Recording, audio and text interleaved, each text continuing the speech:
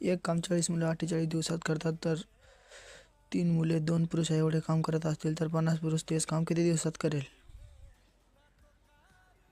3 पुरुष 2 मुलांना एवढे काम करतात तर 50 पुरुष बरोबर किती? 50 गुणिले 3 भागिले 2.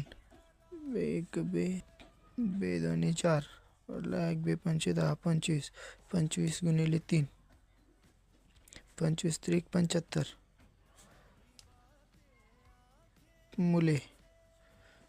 40 मुले 48 दिवसात करतात. ओके. 40 मुले गुणिले 48. 40 मुले गुणिले 48 भागिले 75 बरोबर आन्सर 2 3 5.